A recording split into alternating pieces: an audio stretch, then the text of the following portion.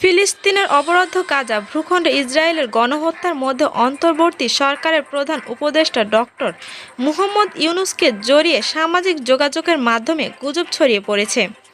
সোমবার ৭ April লিওমোর scanner তাদের ওয়েবসাইটটিতে প্রকাশিত এক প্রতিবেদনে এসব তথ্য জানিয়েছে। প্রিয় বন্ধুরা, ফিলিস্তিন ও ইসরায়েলের গণহত্যার মধ্যে ডক্টর ইউনুস জড়িয়ে যে গুজবটি ছড়িয়ে পড়েছে তা কতটুকু সত্য তা বিস্তারিত জানতে হলে আমার ভিডিওটি শেষ পর্যন্ত দেখতে থাকুন। ওই প্রতিবেদনে বলা হয়েছে, ২০২৩ সালের ৭ অক্টোবর থেকে ফিলিস্তিনের অবরুদ্ধ গাজা ভূখণ্ডে নিয়মিত হামলা চালিয়ে আসছে ইসরায়েল। হাজার হাজার মানুষের মৃত্যুর ঘটনা সে অঞ্চলে দৈনন্দিন এক ব্যাপার হয়ে উঠেছে তখন থেকেই। তবে সম্প্রতি ও ভয়াবহতা আরও বৃদ্ধি খবর আসছে। এরই প্রেক্ষিতে কিছু স্পষ্ট দাবি সামাজিক যোগাযোগের মাধ্যমে ছড়িয়েছে, যেগুলো আগেই মীমাংসিত হয়ে ফ্যাক্ট-চেক করা হয়েছে। বাংলাদেশের বর্তমান অন্তর্বর্তী সরকারের প্রধান উপদেষ্টা ডক্টর মুহম্মদ ইউনুসকে জড়িয়ে প্রচার হওয়ার এসব ভুয়া দাবি চলমান সংঘাতের মাধ্যমে ব্যাপকভাবে নেটিজেনেরা প্রচার করছেন বলে লক্ষ্য করা যাচ্ছে।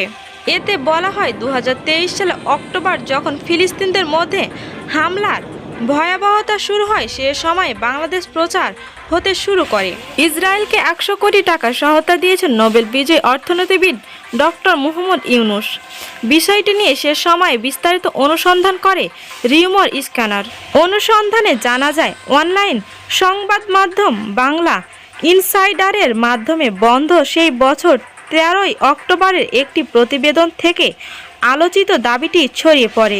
এই প্রতিবেদনে দাবিটি পক্ষ ইসরায়েলের পররাষ্ট্র মন্ত্রণালয়ে একটি বিবৃত বিষয়ে বলা হলেও এই মন্ত্রণালয় কর্তৃক সে সময় প্রকাশিত কোনো বিবৃতি এমন কোনো তথ্য পাওয়া যায়নি। ওই দাবি সংবলিত কোনো বিবৃতি প্রকাশিত হয়নি বলে দেশটির পররাষ্ট্র মন্ত্রণালয় থেকেও লিওমোর স্ক্যানারকে নিশ্চিত করা হয়। তাছাড়াও ইসরায়েলের সাংবাদিক এবং ফ্যাক্ট-চেকেরাও এমন কোনো সহায়তার বিষয়ে অবগত নন বলে লিওমোর স্ক্যানারকে জানান। একই সঙ্গে ইউনুস সেন্টারও বিষয়টি ভুয়া বলে নিশ্চিত করেছে। এই বিষয়টি আবারও গুজব প্রচার হয়েছে। সম্প্রতি ফিলিস্তিনিদের ওপর আবারও বৃদ্ধির ঘটনার প্রেক্ষিতে ডক্টর ইউনুসকে জড়িয়ে এই ভুয়া দাবি ভাইরাল হতে দেখা যাচ্ছে। লিওমোর স্ক্যানারের প্রতিবেদনে বলা হয়েছে, ইসরায়েলের ইস্যুতে রীতিমতো সংবদ্ধ গুজবের শিকার হচ্ছেন ডক্টর ইউনুস। সম্প্রতি ইসরায়েলকে মৌন সমর্থন দেওয়ায় ডক্টর ইউনুসকে ধন্যবাদ জানিয়েছেন নেতানিয়াহু শীর্ষক শিরোনামের বেসরকারি ইলেকট্রনিক সংবাদ মাধ্যম যমুনা টেলিভিশনের ডিজাইন সংবলিত একটি ফটোকার্ড ইন্টারনেটে প্রচার হচ্ছে।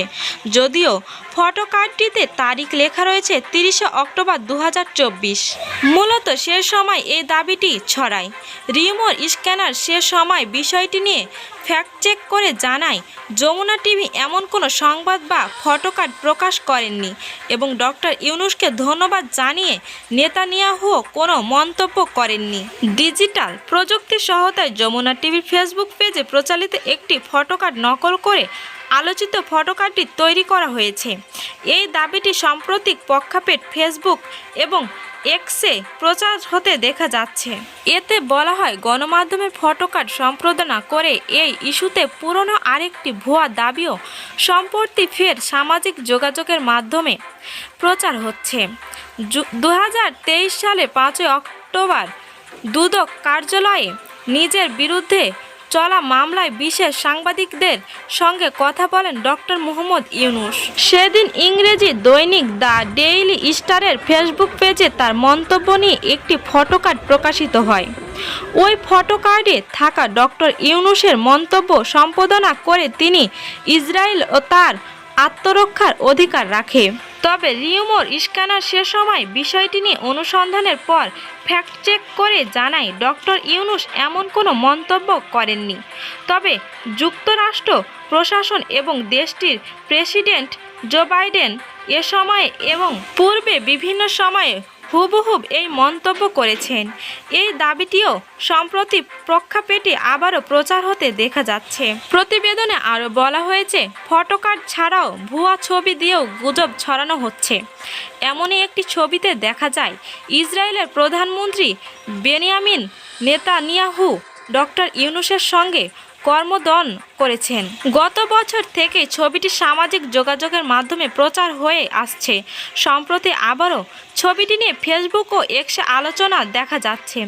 তবে রিউমার স্ক্যানার যাচাই করে জানাচ্ছে ছবিটি সম্পাদনার মাধ্যমে তৈরি করা হয়েছে। মূলত ছবিটি 2023 সালের। ছবিতে নেতানিয়াহু ছিলেনই না। মূলত পর্তুগালের প্রেসিডেন্টের সঙ্গে ডক্টর ইউনূসের কর্মদনের ছবি সম্পাদন করে ভুয়া ছবিটি তৈরি করে প্রচার হচ্ছে। নেতানিয়াহুর সঙ্গে ডক্টর ইউনূসের কর্মদনের দাবিতে সমাজজাতীয় আরেকটি ছবিও গত বছরের অত্যন্ত সেপ্টেম্বর থেকে প্রচার হয়ে আসছে। নভেম্বরে বিষয়টি নিয়ে অনুসন্ধানের পর রিউমার স্ক্যানার জানায়, গত বছরের 11 মে ইতালি প্রজাতন্ত্রের রাষ্ট্রপতি সার্জিও ম্যাটারেলার সঙ্গে ডক্টর ইউনূসের সাক্ষাতের সময় তোলা ছবি থেকে ডক্টর ইউনূসের ছবি নেওয়া হয়। অন্যদিকে 2019 সালে মার্চে নেতানিয়াহু সমূহের প্রধানমন্ত্রীর সঙ্গে সাক্ষাতের সময় তোলা ছবি থেকে ছবির পেছনে অংশটি নেওয়া হয়।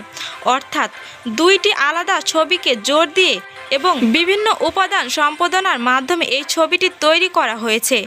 এই ছবিটিও বর্তমানে প্রেক্ষাপটে আলোচনায় এসেছে।